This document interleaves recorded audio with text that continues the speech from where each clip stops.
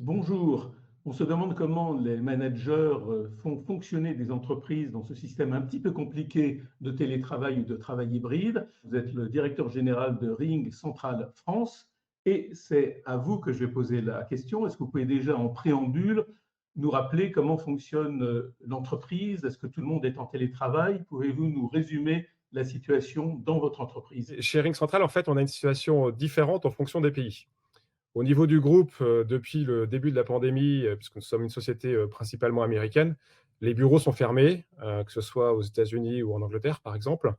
En revanche, en France, on a bien évidemment suivi les recommandations du gouvernement et on a réussi quand même à convaincre nos amis américains de rouvrir partiellement les bureaux français. Donc, on a rouvert à partir des vacances de la Toussaint de l'année dernière 3 jours par semaine, mais en capacité limitée, puisque nous autorisons que 25% des salariés à revenir au travail. Et depuis le début de janvier, puisque le gouvernement nous demande principalement d'essayer de faire un maximum de télétravail au moins 3 ou 4 jours par semaine, nous ne sommes ouverts que le lundi pour l'ensemble des salariés, toujours avec cette jauge de 25%. Et quel type de profil, d'ailleurs, sont ces volontaires qui tiennent à venir au bureau et ne supportent peut-être moins le télétravail? Alors, c'est une très bonne question. Ce sont principalement les jeunes, parce qu'on a on est une société quand même assez jeune, hein. On est aujourd'hui à plus de 120 personnes. Notre moyenne d'âge est 34 ans, donc une société assez jeune. Donc, c'est souvent les gens qui habitent plutôt en région parisienne, enfin à Paris même, avec des petits appartements et qui souhaitent revenir au bureau. On a aussi beaucoup de personnes chez nous qui sont pas forcément françaises et qui viennent d'autres pays. Donc, on a des gens de Bulgarie, on a des gens de Russie, donc qui n'ont pas forcément je dirais, qui connaissent pas forcément beaucoup de personnes sur la région parisienne, et donc les collègues étaient pour eux le moyen de rencontrer des gens différents. Le télétravail va s'installer, va se pérenniser, on le sait bien, c'est ce qu'on appelle maintenant le travail hybride, un mélange, un mixte entre le distanciel et le présentiel. Quelle est votre conception maintenant du fonctionnement qui doit exister? Quel est le nouveau rôle même des bureaux physiques? Et quel est le rôle du manager dans ce contexte très particulier pour gérer les gens? Alors, il y a un avant et un après pandémie, ça c'est certain. Donc, il est illusoire aujourd'hui de considérer que les salariés vont revenir 5 jours par semaine au travail. C'est plus possible. Il y a une forte demande et on le voit d'ailleurs dans le recrutement, hein. C'est une des premières questions. Est-ce que ça va être obligatoire de revenir 5 jours par semaine? Parce que je pense que les gens ont trouvé un bon équilibre entre le travail à la maison et le travail au bureau. Donc nous, on est en train de discuter avec notre CSE pour, je pense, autoriser 2 à 3 jours de télétravail par semaine. Donc ça veut dire qu'on aura forcément un travail hybride. Donc nous, nos bureaux sont à Paris, dans le 9e. Donc ce qu'on est en train de regarder, on est en train de regarder déjà de redesigner nos bureaux. Nos bureaux étaient assez traditionnels où vous aviez des salles de réunion et puis chacun avait son bureau, plutôt en open space, très peu de bureaux fermés, et donc vous arriviez le matin et vous vous installiez à votre bureau.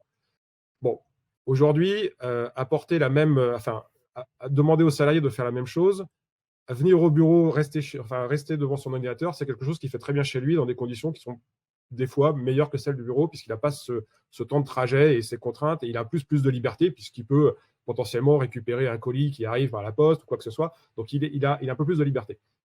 Donc ça veut dire que quand on va refaire venir les gens, les salariés au bureau, il va falloir que les managers aient un vrai rôle de manager. J'entends par là qu'il va falloir qu'il y ait un agenda. Il va falloir dire aux gens, on va aujourd'hui, voilà, on est lundi, on vous demande, enfin, venez tous au bureau, on va parler de tel sujet. Voilà, à la fin de la journée, voilà ce qu'on essaye d'atteindre comme objectif et pourquoi vous venez. Donc ça va être vraiment tourné vers la collaboration d'équipe, vers la réflexion pour pouvoir aller peut-être être disruptif et changer la façon de fonctionner. Ce qui va être important, c'est aussi avoir comment dirais-je, des moments de team building qui ne seront pas forcément au sein de l'entreprise. Donc, ça veut dire que nous, on va regarder pour mettre des budgets sans doute à disposition des chefs d'équipe pour qu'ils puissent faire des événements extérieurs à l'entreprise pour essayer de fédérer justement toutes ces personnes. Pour conclure, l'outil pour pouvoir continuer à communiquer, à collaborer, à travailler à distance est très important. Pouvez-vous nous décrire comment ça fonctionne chez vous? Et vous êtes bien placé puisque c'est votre métier de proposer de la communication unifiée. Alors nous, on a effectivement la chance d'être un éditeur de logiciels, un intégrateur et un opérateur qui donc fournit l'intégralité des solutions collaboratives, donc que ce soit des outils collaboratifs, de la vidéoconférence ou de la téléphonie d'entreprise. Donc ce qui est important et ce qui a fait vraiment la différence pour nous, c'est qu'on a un outil unique qui fonctionne de façon identique, quel que soit le terminal que vous utilisez. Et ça, c'est important puisque la vie du salarié, enfin, la journée du salarié aujourd'hui est rythmée avec différents moments. Vous pouvez commencer à travailler le matin en prenant le petit déjeuner avec vos enfants et avec votre famille. Après, vous allez potentiellement chez vous parce que vous voulez éviter le trafic et puis ce n'était pas votre journée de télétravail, vous travaillez de chez vous. Ensuite, potentiellement, vous avez un rendez-vous. Vous souhaitez continuer à travailler, mais donc vous allez utiliser différents terminaux. Et ce qu'on fait, c'est que vous pouvez très bien commencer avec votre portable, donc votre téléphone portable. Ensuite, vous passez sur votre ordinateur, après sur votre tablette, et tout ça en gardant la continuité. Donc, si vous êtes en visioconférence, vous allez juste dire, vous êtes par exemple avec votre ordinateur, vous voulez passer sur votre téléphone mobile, vous allez allumer votre application qui va demander naturellement, est-ce que vous voulez basculer sur votre téléphone mobile? Vous dites oui, ça bascule automatiquement et vous n'avez pas perdu une seule seconde de votre visioconférence. Donc ça, ce genre d'outils. Donc on essaie de simplifier au maximum la vie des salariés parce que c'est important de ne pas complexifier justement ces outils collaboratifs qui deviennent maintenant capital, puisque pendant la pandémie, on a tous été obligés d'utiliser ces outils. Et donc, on essaie de les simplifier au maximum, parce que tout le monde n'est pas forcément technophile, et surtout d'accompagner le salarié dans sa journée de travail qui est un peu différente de celle qu'il a connue avant la pandémie. Voilà. Erwan, merci beaucoup pour cet entretien et pour la transparence, et j'espère que ces explications pourront intéresser et aider tous les managers, tous les dirigeants qui sont à votre place et aussi les collaborateurs qui connaissent ces problèmes. Bonne journée. Merci beaucoup. À bientôt. Au revoir.